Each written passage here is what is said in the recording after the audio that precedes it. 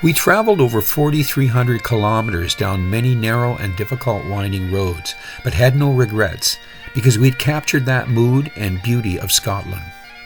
It was a long but incredibly scenic trip traveling down from the Isle of Skye through Oban. Now we've finally arrived on the Kintyre Peninsula, a world on its own. There we would head to Campbeltown, at one time the whiskey capital of the world, and for some a pilgrimage, and the home to Springbank Distillery. We are in Campbeltown, and I still have a raspy voice. So we're going to stop here and have a bite to eat at the Harbour View Grill.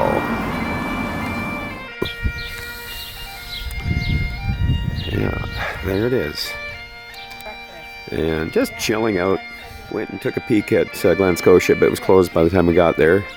Randy went to Gatenheads, and we saw one of the ghost distilleries there. But anyways, we saw Glengyle. So we're just cramming as much as we can in. So we're just coming into Springbank here, and some very old buildings. One of the oldest distillery families, the Mitchell family, independently owned.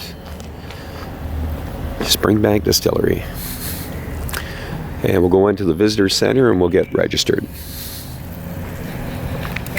Just looking at some of our Longrow here. There's some 10-year-old Longrow and some smaller bottles down there. I think I'll be bringing a few of them back.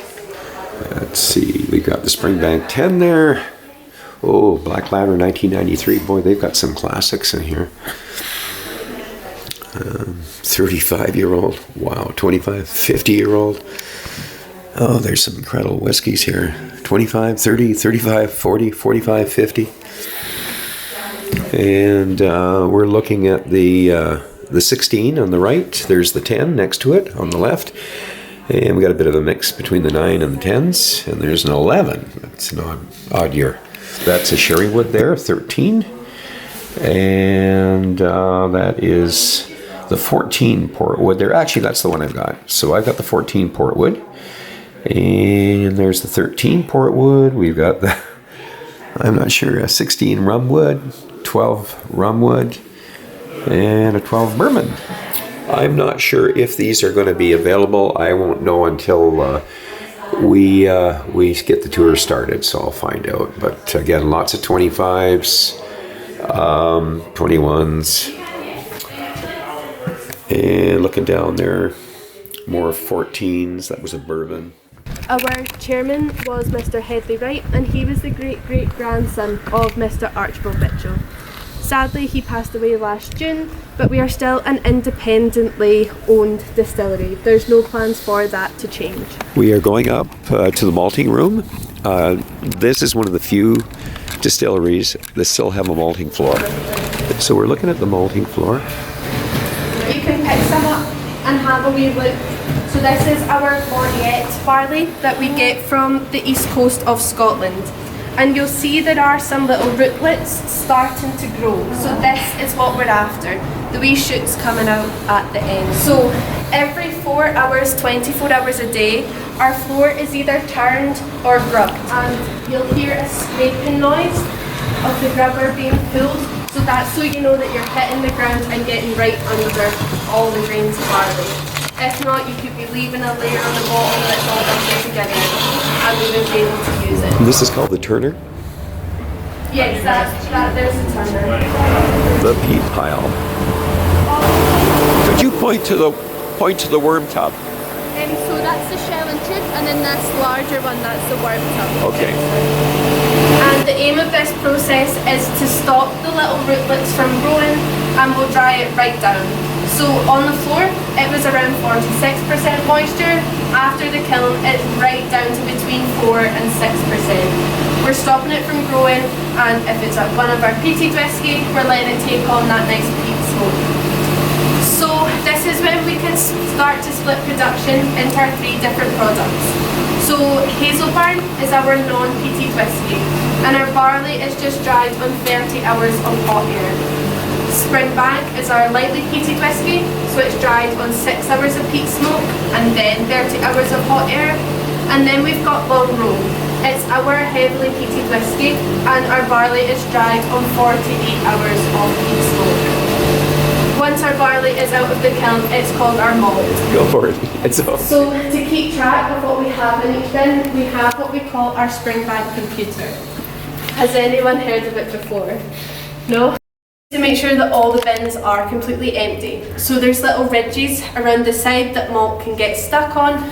So all they'll do, this one here should be empty, I'll just give it a hit. You can hear a few wee grains running down. They'll just give the bins a good bash. You can see the marks on the bins where they have been hit, and make sure it's completely empty. We don't want to get any long row grains of malt going into a hazel burn. Whereas itself went out of business in the early 1970s because the products they produced were so well made, they barely broke down. So great for us, but not good for the business. There's still one engineer who services mills in the whole of the UK, and thankfully he's training up apprentices to continue his job. Because if something goes wrong here, our production stops. So it is a vital piece of machinery. So this is when we get our grist. So I'll pass this round and you can have a wee look at it. It's made up of 20% husks, 70% middles and 10% flour. So we will take all of that through to our mash tun for the next stage of production. So this is our mash tun. It's a traditional open top iron cast mash tun which is over 100 years old. What we do here is try to extract as much sugar as we can from our grist. So to do this we do 4 waters. Our first water is 17,000 litres at 63.5 degrees Celsius. And what we get is a sugary water called wort. Our wort will be pumped into the underback in the corner there, and it will then be taken upstairs to one of our washbacks for fermentation. It's the same with our second water. So it's 6,000 litres at 72 degrees Celsius. It's pumped into our underback and then taken upstairs. We do our third and fourth water at 82 degrees Celsius because there's still a lot of sugar that we don't want to waste. So our third water is pumped into a water tank upstairs. It's then used as the first water of our next mash. So we're taking it on and using it again so we don't waste anything. Yes. We then add our fourth water and it's pumped into our drainer with our grist, what's left in the mash tun as well. So it's all pumped into our drainer which is outside. The fourth water is drained into another water tank and used as our second water of the next mash. And then what we've got left is called draft. So it's shoveled down the chute into the trailer. You'll be able to see it just outside there. And a local farmer will collect it and take it to feed their cattle. So apparently we have very happy cattle around Campbeltown. And this is the truck full of draft. Directly from our underback in the corner. But before that, our wort, it passes through a pan flow. And this cools the liquid down to between 60 and 20 degrees Celsius. We do this because we add a distiller's yeast. So you can see that sitting on the top there. We'll add 75 kilograms of this. Start to eat the sugar and produce the alcohol and carbon dioxide. So our fermentation period is up to 110 hours long. We just take our time and go round. In the 18 and 1900s they never had an anti-foaming agent. So they would apparently take a bar of soap and scrape shavings off into the washbacks and that would stop it from foaming. I don't know if it affected the flavour or anything, but it seemed to work. But today we have our anti-foaming agent. After our 110 hours, what we've got left is called wash. So it's like a beer, but a bad beer. It sits at 6.5% ABV and it's got a deep yellow colour. So we're leaving the washbacks and we're going downstairs. So we take 11,000 litres of our wash into our wash still, which is on the far hand side there. Each still has got steam coils inside to heat the liquid up, but our wash still also has a direct burner below it. There's a flame to help heat it up. So our wash is heated up, the alcohol evaporates, line arm, and it hits the red shell and tube condenser that I pointed out earlier. When this happens, it turns back into liquid and comes out here as our full wine. So it sits at about 25% ABV. It's heavy and oily and full of impurities, so we don't want to use that. That's the first distillation. So we'll take our full wines into the first full wine still in the middle. It's heated up, the alcohol evaporates, up the swan deck, out the line arm, and this time it hits the warmed up condenser. So again, it turns back into liquid, and this then comes in over here as our phase. So it's about 35% ABV. It's stronger, but just not what we're after yet. For just now, we can store our fate in one of the vats at the back there. We'll take the other 11,000 litres of wash, interwash still, and the exact same process happens. They'll come back in as our low wines. So to get our 2.5 distillation, we take a combination of our fates and our low wines and put it into the second low wine still here. So in the end, some of it will have been distilled 3 times and some will have been distilled 2 times. So this is how we can call it a 2.5 distillation. So for Springbank, we run the heads for 45 minutes. And this is like between 70 and 80% ABV. So very, very strong, traces of methanol. We don't want to be using this. So this is our heads or tails running just now. They'll run in on this left hand side here. We'll then cut it to collect our hearts into the middle pot here.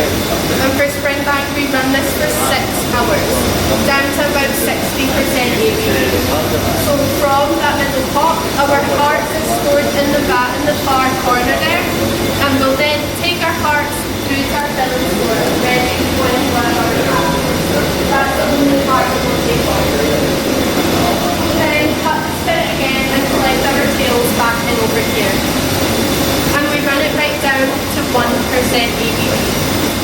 We can then take our heads and tails again and put it back into one of our vats. The traces of methanol, they will break down after going through another cycle. I'm assuming that's heads because I'm getting a very strong smell. So that is our Springbank 2.5 distillation. We're going to go take a look right in here. And there it is. It's pouring out. And I'm just going to stick my finger in here. And I'm going to have a taste.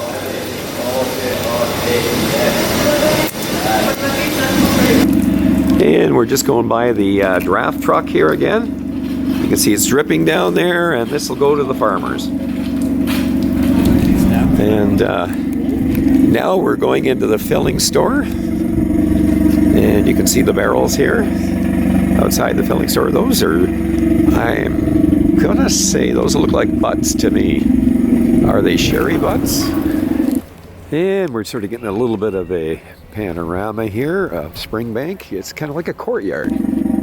8.5% ABV. So that's the percentage that the spirit will be filled in our casks at. So our casks are all stenciled before they arrive in here. You've got the company name, year of distillation, the product which is inside, and then there's a number on it. So that's the number of casks that we have filled this year. There's also a letter, either A, B or C,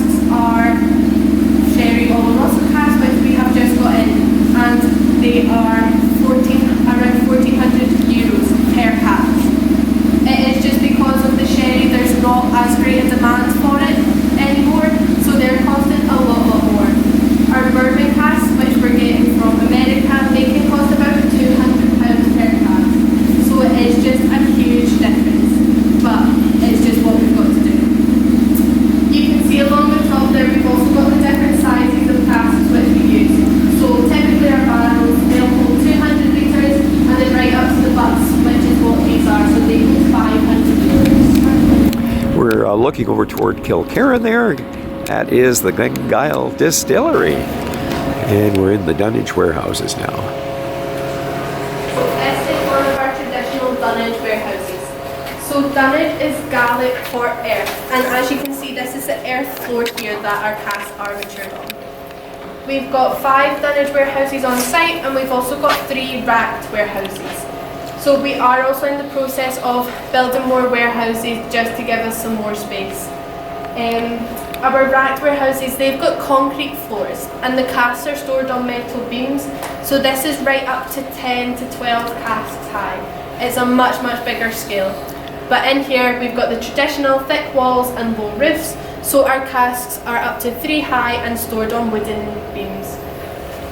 It helps airflow right throughout our warehouse, and the cask can take on the nice sea air going in the door.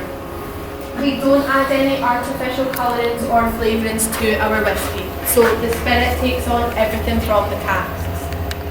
For the sea-fill casks, by this point they've got nothing left to give really. They're just used as a vessel to hold the spirit. So they're typically used for our Springbank 10-year-old. It's made up of 60% bourbon and 40% sherry. So we'll take about 30 casks of that ratio to our bottling hall. We'll mix the spirit all together in the vat, and this is called the marrying of the spirit.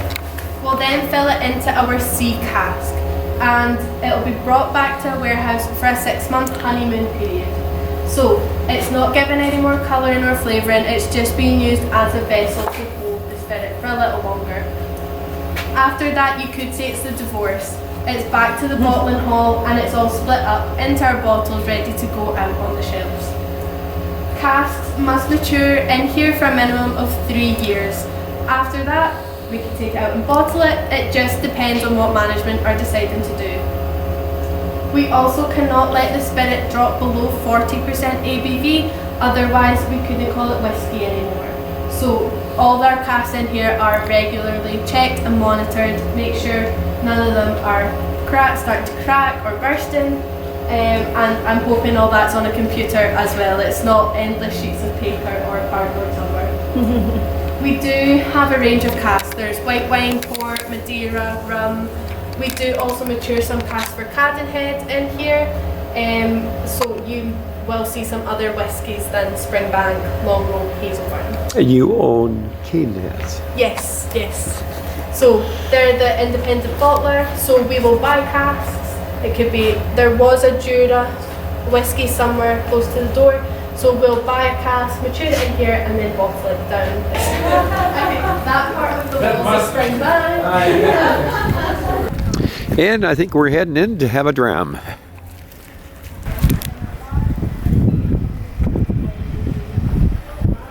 And of course you can pour your own bottle in. You've got some choices here of what you can pour out of. So the wee driver's dram is the Springbank regular 10-year-old. The wee miniature that you get to take away, it's Springbank 8-year-old, and it's 100% bourbon. It's just bottled for everybody on the tours, so you get to take that away as well.